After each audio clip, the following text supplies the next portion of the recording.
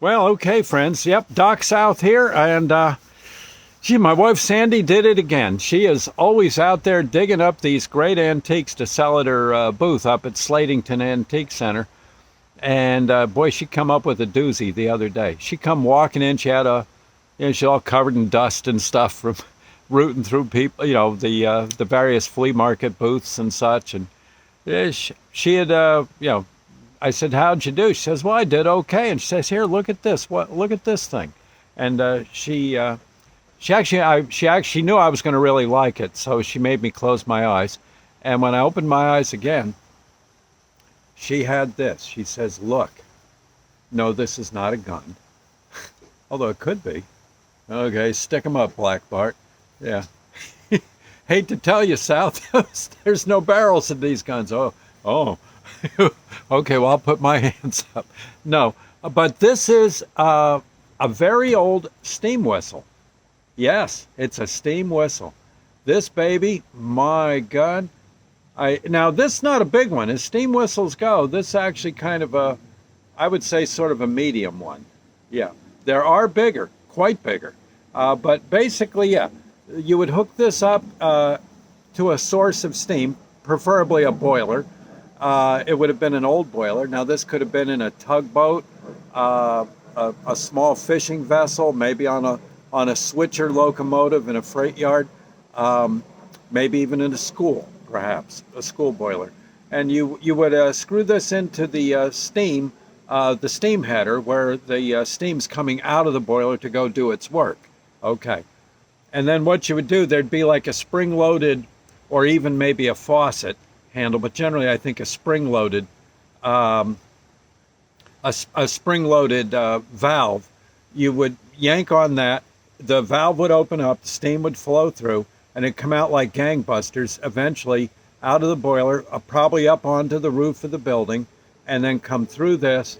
And you see, it's like a whistle arrangement. Right.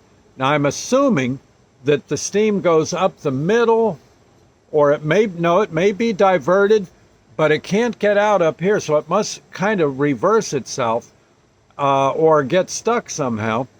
And can you see these things? These little buggers there? Wait a minute, I'm on the wrong side.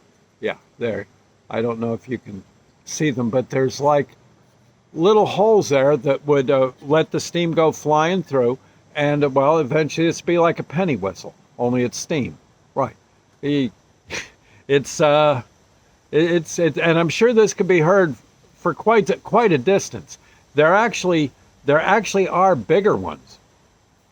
I know, and I don't know what Sandy's going to get for this, but she's very tickled with herself. As well she should be. She's very sharp-eyed. Most people say, it's just a hunk of pipe. No, this probably, I imagine that's a good 100 or more years old. It's a nice piece. And I'm sure the guy who installed it has long since left this mortal coil, I would think. But I remember I used to be a Boilermaker many years ago, and worked out of Williamsport, Pennsylvania, where there are a lot of boiler companies for a repair shop. They would repair industrial boilers. It was one of the coolest jobs I ever had. Yeah, I know some people would hire on to this company, and by noon, the first day of work, they'd be hitchhiking down the road to get home. You'd never hear from them again. It was hot and miserable, sometimes dangerous work, and you really had to be careful. But I remember we got called up to a place. Oh gosh, I can't think of the name right now. The Westfield, Pennsylvania. Consult your maps. It's in western north central Pennsylvania. There you go. And there was a company there back then. I don't know if they're there anymore, but it was the Tioga Oak Leather Company, leather tannery. And they needed boilers to tan all those hides. They had usually cow hides coming in. They needed steam, and lots of it. And so they had a rather large boiler room, and one of the boilers was on the fritz, and we were there to fix it. It was hot. Oh my God, it was just so. It was just really rough. And but they had this. I know I'm working. I saw one of my rescue partners kind of giving the boiler operator a, like a new guy. Oh, the guy looks at me and goes, and says, and I could tell Jackson, my coworker Jackson, was up to something. It was like my first week in a boiler room working. I'm lugging bricks and stuff, not doing much of anything. But Jackson knew that there was this humongous steam whistle on the roof of the boiler house, and he may have helped install it one time. I don't know, or repair it, or he was just up on the roof. Heaven knows. And the guy waited till I was kind of up on a ladder or something, and Jackson gave him the go-ahead, and the guy pulled the valve on that big steam whistle. It was like the size of a 30-gallon drum, right? And it let out with a howl. Honestly, I thought the boiler was exploding. I was down that ladder so fast, and I was about 3 miles on my way to Williamsport running by the time they caught me and said, no, it was just the steam whistle. God, we're sorry. We didn't realize you'd take it so hard. God, I wanted to slug people. And Jackson in particular. But I come back in, the boiler operator kind of said, gee, I'm sorry, I didn't mean to scare the crud out of you. Well, he didn't quite use the word crud.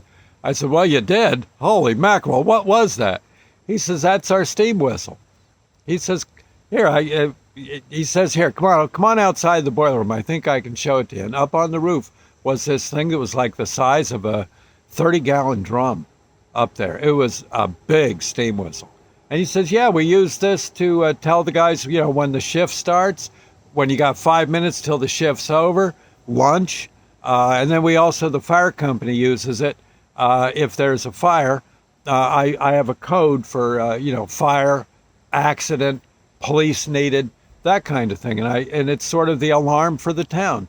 He says, I'm sort of the town crier. I said, well, I guess you are. I'll be doggone. He says, look, to make things better, we'll have for lunch. You come on down here and I'll give you the rope. You can, I'll tell you how to yank the chain there, and you can tell everybody it's lunchtime. What do you say? Well, yeah, sounds cool. And I couldn't wait till lunchtime. Man, that was all right. I think we had to give like one long blast and 2 quickies. Like that. Yeah. And I said, do you ever go, then wait and go, He says, yeah, sometimes.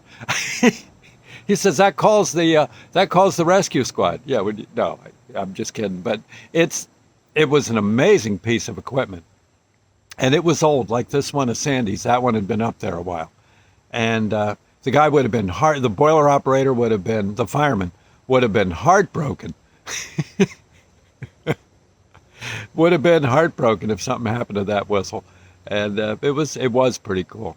So when you can find these things, they're oddly enough, it's just an ancient piece of plumbing. But darned if it.